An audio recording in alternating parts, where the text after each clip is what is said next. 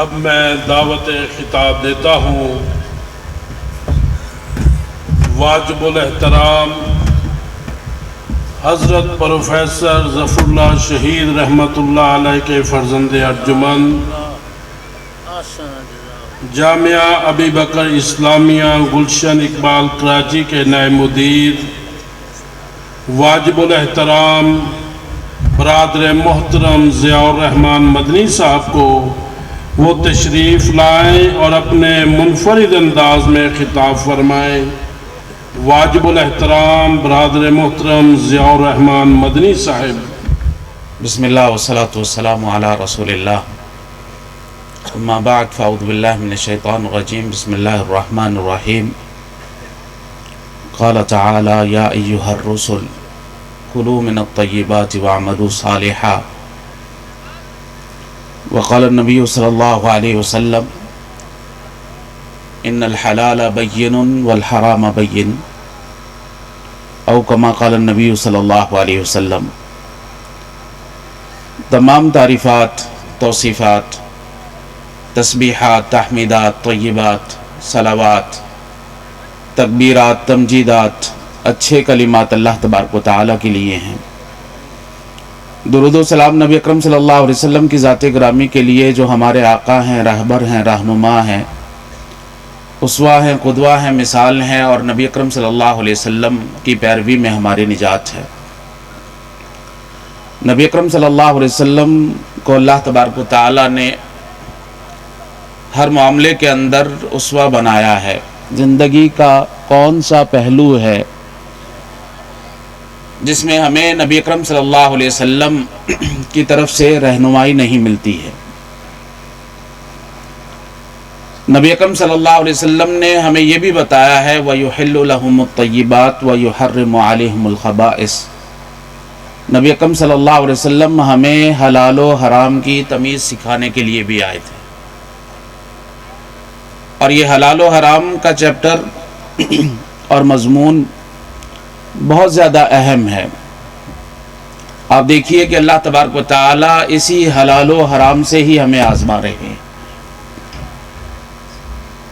سیدھی سی بات ہے، سادہ سی بات ہے کہ اگر ہم نے اپنے بچے کے بارے میں جاننا ہو کہ بچہ ہماری بات مانتا ہے کہ نہیں، تو ہم کچھ کام کرنے کو اسے کہتے ہیں۔ اگر وہ کام سر انجام دے دیتا ہے اور وہ حکم بجا لاتا ہے تو ہم کہتے ہیں یہ بچہ ہماری بات مانتا ہے۔ اور بسا اوقات ہم کسی چیز سے روکتے ہیں، اور اگر اس سے رک جاتا ہے تو ہم کہتے ہیں یہ بچہ ہماری بات ماننے والا ہے۔ اللہ تبارک و تعالیٰ نے جو ہماری آزمائش کی ہے وہ انہی اصولوں کی بنا پر کی ہے۔ کچھ کام کرنے کے لیے کہا ہے اللہ تبارک و تعالیٰ نے، اور وہ کام ہمارے لیے حلال قرار دے دیے ہیں، اور کچھ کاموں سے روک دیا ہے اور وہ کام ہمارے لیے حرام قرار دے دیے ہیں۔ یہ الگ بات ہے کہ حلال کے اندر اللہ تبارک و تعالیٰ نے ساری مصلحتیں رکھی ہیں، اور حرام کے اندر آپ کو سارا ہی فساد نظر آئے گا۔ یہ الگ بات ہے، لیکن بنیادی بات یہ ہے کہ اللہ تبارک و تعالیٰ جاننا چاہتے ہیں کہ کون اللہ تبارک و تعالیٰ کی بات مانتا ہے اور کون اللہ تبارک و تعالیٰ کی بات نہیں مانتا۔ اور اللہ تبارک و تعالیٰ جب چاہتے ہیں کسی چیز کو حلال قرار دے دیتے ہیں، جب چاہتے ہیں کسی چیز کو حرام قرار دیتے ہیں۔ وَمَا جَعَلْنَا الْقِبْلَةَ الَّتِي كُنْتَ عَلَيْهَا إِلَّا لِنَعْلَمَ مَن يَتَّبِعُ الرَّسُولَ۔ ایک وقت میں مسجد اقصیٰ کی طرف منہ کرنا حلال تھا، واجب تھا، اور دوسری ہی آن جو ہے حرام ٹھہرا ہے، اور مسجد حرام کی طرف منہ کرنا واجب ٹھہرا ہے۔ جو علتیں ڈھونڈتے ہیں حلال و حرام کے اندر، اللہ تبارک و تعالیٰ نے ان کے بارے میں یہ کہا سَيَقُولُ السُّفَهَاءُ مِنَ النَّاسِ مَا وَاللَّهُمْ عَنْ قِبْلَتِهِمُ الَّتِي كَانُوا عَلَيْهَا، کہ بے وقوف لوگ علتیں ڈھونڈتے ہیں۔ علت صرف ایک ہی ہے، وجہ صرف ایک ہی ہے کہ ہم نے یہ بیت المقدس سے منہ پھیر کر بیت الحرام کی طرف، بیت اللہ کی طرف منہ کرنے کا اس لیے حکم دیا ہے تاکہ ہم جان لیں کہ کون بلا کسی چوں چرا کے، بلا کسی پس و پیش کے، بلا کسی رد و قدح کے اللہ تبارک و تعالیٰ کی نبی کی بات مانتا ہے کہ نہیں مانتا۔ تو اللہ تبارک و تعالیٰ نے ہمیں حلال و حرام سے آزمایا ہے۔ یہ حلال و حرام اس قدر اہم ہے کہ نیک عمل کے لیے دو شرطیں بیان کی جاتی ہیں۔ عمل صالح کہتے ہی دو چیزوں کے مجموعے کو، ایک اخلاص اور دوسرا نبی اکرم صلی اللہ علیہ وسلم کی پیروی کو۔ لیکن ان دو شرطوں سے پہلے جو شرط ہے وہ یہ ہے کہ لقمہ پیٹ کے اندر حلال کا ہونا چاہیے، لباس حلال کا ہونا چاہیے۔ یا ایھا الرسل کلوا من الطیبات واعملوا صالحا، یہ صرف اور صرف ہمیں حکم نہیں دیا بلکہ اللہ تبارک و تعالیٰ نے تمام انبیاء علیہم السلام کو یہ ہدایت دی تھی کہ آپ کا کھانا اور پینا جو ہے وہ حلال کا ہونا چاہیے، پھر اللہ تبارک و تعالیٰ آپ سے عمل صالح کو قبول فرمائیں گے۔ اور جو اللہ تبارک و تعالیٰ نے انبیاء علیہم السلام کو نصیحت کی ہے وہی مؤمنین کو کی ہے۔ یا ایھا الذین آمنوا کلوا من طیبات ما رزقناکم، اے ایمان والو آپ کا کھانا پینا حلال کا ہونا چاہیے، حرام کا نہیں ہونا چاہیے۔ نبی اکرم صلی اللہ علیہ وسلم نے جو ہے وہ بیان فرمایا کہ ایک شخص ہے یطیل السفر۔ آپ اس حدیث کے اندر دیکھیے کہ نبی اکرم صلی اللہ علیہ وسلم نے بہت سارے اسباب کا ذکر کیا ہے جن اسباب کی وجہ سے دعائیں قبول ہوتی ہیں۔ یطیل السفر، لمبا سفر ہے، اور حدیث میں آتا ہے کہ مسافر کی دعا جو ہے وہ اللہ تبارک و تعالی رد نہیں کرتے۔ اشعث اغبر، پراگندہ حال ہے، پراگندہ بال ہے،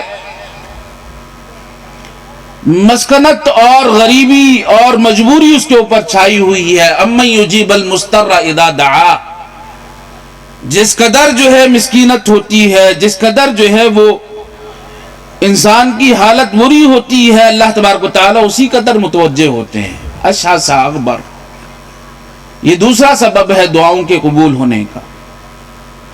فَيَقُولُ يَا رَبْ، يَمُدُّ يَدَيْهِ إِلَى السَّمَاءِ، ہاتھ اٹھا اٹھا کر مانگ رہا ہے۔ حدیث میں آتا ہے کہ اللہ تبارک و تعالیٰ کو حیا آتی ہے جب ہاتھ اٹھ جاتے ہیں، اللہ تبارک و تعالیٰ کو حیا آتی ہے کہ ان ہاتھوں کو جو ہے وہ خالی ہاتھ لوٹا دے۔ ہاتھ اٹھانا بھی ان اسباب میں سے ہے جن کی وجہ سے دعا قبول ہوتی ہے۔ اشعث اغبر فیقول یا رب یا رب، اللہ تبارک و تعالیٰ کو اس کے اسماء سے پکار رہا ہے، اللہ تبارک و تعالیٰ کو اس کی صفات سے پکار رہا ہے۔ آداب دعا میں سے ہے کہ اللہ تبارک و تعالیٰ کی حمد و ثنا کی جائے۔ تمام اسباب جو ہے اس نے جمع کر دیے ہیں۔ نبی اکرم صلی اللہ علیہ وسلم فرما رہے ہیں فَأَنَّا يُسْتَجَابُ لَهُ، اس کی دعا کس طرح قبول ہو سکتی ہے؟ یہ صرف دعا کا معاملہ نہیں ہے۔ نبی اکرم صلی اللہ علیہ وسلم کی حدیث ہے الدعاء هو العبادہ، الدعاء مخ العبادہ، عبادت نام ہی دعا کا ہے۔ عبادت کا مغز اور لب لباب اور ماخذ اور سب کچھ جو ہے وہ دعا ہی ہے۔ یہ صرف دعا کی بات نہیں ہو رہی۔ نبی اکرم صلی اللہ علیہ وسلم فرما رہے ہیں فَأَنَّا يُسْتَجَابُ لَهُ، اس کی دعا کس طرح قبول ہو سکتی ہے؟ فَمَطْعَمُهُ حَرَامٌ وَمَلْبَسُهُ حَرَامٌ وَغُذِيَ بِالْحَرَامِ فَأَنَّا يُسْتَجَابُ لَهُ، اس کا کھانا پینا حرام کا ہے، اس کا لباس حرام کا ہے، جو اس کی پرورش ہوئی ہے اس کا دم و لحم جو ہے وہ سارا کا سارا حرام کا ہے۔ فَأَنَّا يُسْتَجَابُ لَهُ، اس کی دعا کس طرح قبول ہو سکتی ہے؟ حافظ مسعود عالم حافظہ اللہ تعالی ذکر کر رہے تھے امانت کا۔ نبی اکرم صلی اللہ علیہ وسلم جو ہے وہ امین تھے، اور نبی اکرم صلی اللہ علیہ وسلم نے اسی بنیادوں پر اپنی جو ہے وہ امت کی تربیت کی تھی، اسی بنیادوں پر۔ جس طرح شیخ محترم نے کہا وہ ڈاکو تھے، اور اللہ تبارک و تعالیٰ نے انہیں امانت دار بنا دیا. اور کس طرح کے امانت دار؟ حضرت ابوبکر رضی اللہ تعالیٰ عنہ جب بار خلافت ان کے اوپر جو ہے وہ آتا ہے تو صرف اور صرف ایک مزدور کی تنخواہ لیتے ہیں، ایک مزدور کی تنخواہ لیتے ہیں. اور بعین ہی حضرت عمر بن خطاب رضی اللہ تعالیٰ عنہ اسی روش پر چلتے ہیں، اور کیسر و کسرا کے خزانے جو ہے وہ سامنے آتے ہیں. کسرا کے خزانے جب مسجد میں پڑے ہوتے ہیں، حضرت عمر جو ہے اس خزانوں کو دیکھ کر رو پڑتے ہیں، اور پھر یہ منہ سے الفاظ نکلتے ہیں کہ یہ کتنے میرے ساتھی ایماندار ہیں جنہوں نے جس طرح مال غنیمت ملی اسی طرح یہاں تک پہنچا دی. یہ بھی عرض کرنا چاہوں گا کہ یہ لقمہ حرام جو ہے اس کے بڑے برے اثرات مرتب ہوتے ہیں، لیکن ملی امانتوں کے اندر خیانت، اس کی تو اللہ تبارک و تعالیٰ کے ہاں جو ہے سزا ہی کچھ اور ہے. ما کان للنبی ان یغل ومن یغلل یأتی بما غل یوم القیامہ. کسی نبی کو یہ لائق نہیں ہے کہ وہ غلول سے کام لے. ملی امانتوں کے اندر خیانت کرنا غلول کہلاتا ہے، مال غنیمت کے اندر خیانت کرنا غلول کہلاتا ہے. نبی اکرم صلی اللہ علیہ وسلم کا پالان اٹھتے ہوئے صحابی کو تیر لگتا ہے، وہیں پر فوت ہو جاتے ہیں، اور صحابہ اکرام جو ہے ان کی تحسین فرماتے ہیں کہ کس قدر مبارک عمل میں موت آئی ہے نبی اکرم صلی اللہ علیہ وسلم کے ساتھ ہوتے ہوئے. نبی اکرم صلی اللہ علیہ وسلم اسے شہادت کی موت جو ہے مبارک ہو. نبی اکرم صلی اللہ علیہ وسلم نے فرمایا کون سی شہادت؟ جو اس نے مال غنیمت میں سے ایک چادر چرائی تھی، وہ چادر اس کے اوپر جو ہے جہنم کی آگ بن کر لپٹ رہی ہے. یہ کوئی معمولی شخص نہیں تھا، نبی اکرم صلی اللہ علیہ وسلم کے ساتھیوں میں سے تھا، اور نبی اکرم صلی اللہ علیہ وسلم کے پالان اور قریب ہونے کا موقع اسے ہی ملتا تھا جو نبی اکرم صلی اللہ علیہ وسلم کے قریب ہوا کرتے تھے. اور سب سے بہادر لوگ وہی ہوتے تھے، اور سب سے قریبی لوگ ہی مارکے میں نبی اکرم صلی اللہ علیہ وسلم کے دائیں بائیں ہوا کرتے تھے. لیکن وہ چادر جو مال غنیمت کی ہے آگ بن کر جو ہے وہ لپٹ رہی ہے، آگ بن کر لپٹ رہی ہے. تو حضرت عمر رضی اللہ تعالیٰ عنہ فرماتے ہیں کہ کتنے امین ہیں یہ لوگ جنہوں نے جس طرح انہیں مال غنیمت ملی انہوں نے اسی طرح مدینہ تک پہنچائی ہے. وہاں پر جو ہے حضرت علی رضی اللہ تعالیٰ عنہ بڑے تاریخی الفاظ جو ہے وہ دہراتے ہیں. وہ فرماتے ہیں فعففت فعفو، آپ جو ہے وہ امین ہیں، آپ نے عفت اختیار کی ہے، آپ نے پاکیزگی اختیار کی ہے، آپ امانت دار ہیں، اس کی وجہ سے رعیت امانت دار ہے. وَلَوْ رَتَعْتَ لَرَتَعُوا، اگر آپ چرنے لگ جاتے، یہاں پر چرنے کا لفظ جو جانوروں کے لیے استعمال کیا گیا ہے وہ لفظ حضرت علی رضی اللہ تعالیٰ عنہ نے استعمال کیا. اگر آپ بھی چرنے لگ جاتے لَرَتَعُوا، تو یہ ساری کی ساری امت جو ہے وہ چرنے لگ جاتی. یہ اس قدر جو ہے وہ حاکم کے اعمال جو ہے وہ اثر انداز ہوتے ہیں امت کے اوپر، اور امت کے اعمال حاکم کے اوپر اثر انداز ہوتے ہیں. جس طرح کے عوام ہوتے ہیں اسی طرح کے حاکم ہوتے ہیں، اور جس طرح کے حاکم ہوتے ہیں اسی طرح کے عوام بن جاتے ہیں. تو یہ امانت داری نبی اکرم صلی اللہ علیہ وسلم کے فرمان کے مطابق سب سے پہلے جو اس امت سے اٹھایا جائے گا وہ امانت داری ہے، اور سب سے آخر میں نماز اٹھائی جائے گی. اب ہم اپنے گریبانوں میں جھانکیں اور جھانکنے کے بعد جو ہے وہ دیکھیں کہ ہماری تو نمازوں کا کیا حال بن چکا ہے، تو امانت داری کہاں پر ہوگی؟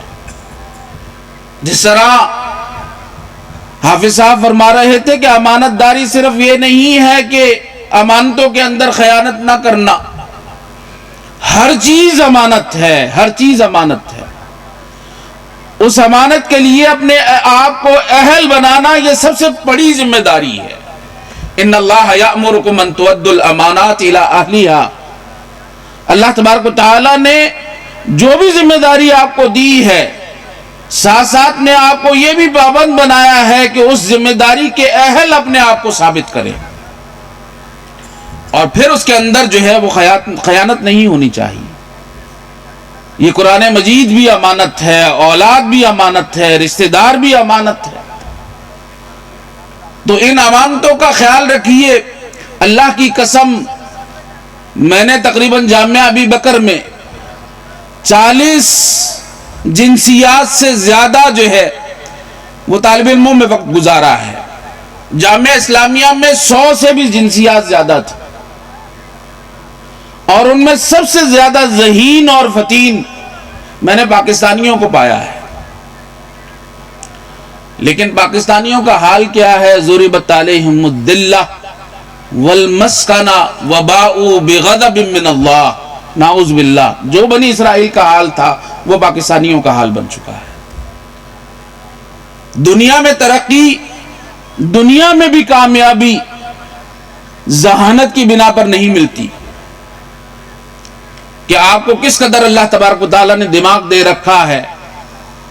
جاپانی لڑکا صبح شام پڑھا کرتا تھا، پھر بھی جو ہے سبق اس کے دماغ میں داخل نہیں ہوا کرتا تھا۔ لیکن آپ دیکھیے کہ جاپان کہاں پر پہنچ گیا ہے۔ یہ صرف اور صرف ذہانت سے کام نہیں بنتا، اخلاق ہے جو قوموں کو اوپر لے کر جاتا ہے، اور اخلاق ہی قوموں کو پستی کی طرف دھکیل دیتا ہے، پستی کی طرف دھکیل دیتا ہے۔ تو یہ امت مسلمہ کا المیہ صرف یہی ہے کہ اس نے امانت داری کو چھوڑ دیا ہے، اور اسی لیے جو ہے وہ پستی کے شکار ہو گئے ہیں۔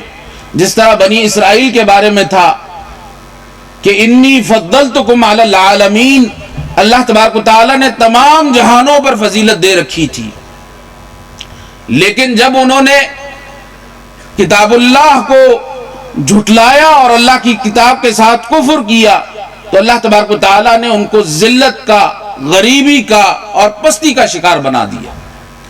اگر چاہتے ہیں کہ آپ کامیاب ہوں تو آپ کو اسی طرف لوٹنا پڑے گا۔ امام مالک رحمہ اللہ فرمایا کرتے تھے کہ اس امت کا آخری فرد بھی انہی بنیادوں پر کامیابی حاصل کر سکتا ہے جن بنیادوں کے اوپر نبی اکرم صلی اللہ علیہ وسلم اور ان کے صحابہ نے جو ہے وہ کامیابی حاصل کی تھی۔ فَإِنْ آمَنُوا بِمِثْلِ مَا آمَنْتُمْ بِهِ فَقَدْ اهْتَدَوْا، اگر اس طرح ایمان لائیں گے جس طرح صحابہ اکرام ایمان لائے تھے، اگر اس طرح امانت دار بنیں گے جس طرح صحابہ اکرام امانت دار بنے تھے، اگر اس طرح صادق بنیں گے جس طرح جو ہے صحابہ اکرام صادق بنے تھے، اگر اس طرح اسوہ رسول کو اپنایا جائے گا جس طرح صحابہ اکرام نے اپنایا تھا، تو کامیابی آپ کا مقدر ہے، وگرنہ جو حال ہے وہ تو حال ہے۔ اللہ تبارک و تعالیٰ سے دعا ہے کہ اللہ تبارک و تعالیٰ ہمیں امانت داری اور صداقت اور نبی اکرم صلی اللہ علیہ وسلم کی سنت کی طرف لوٹنے کی توفیق عطا فرمائے۔ وآخر دعوانا الحمدللہ رب العالمین۔ یہ تھے ہماری جماعت کے معزز مہمان گرامی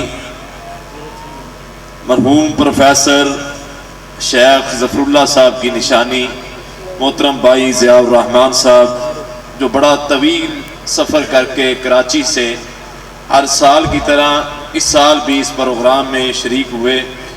ہم اللہ تعالیٰ سے دعا گو ہیں اللہ تعالیٰ قدم قدم پہ ان کی حفاظت فرمائے اور ان کا آنا اپنی بارگاہ میں قبول فرمائے۔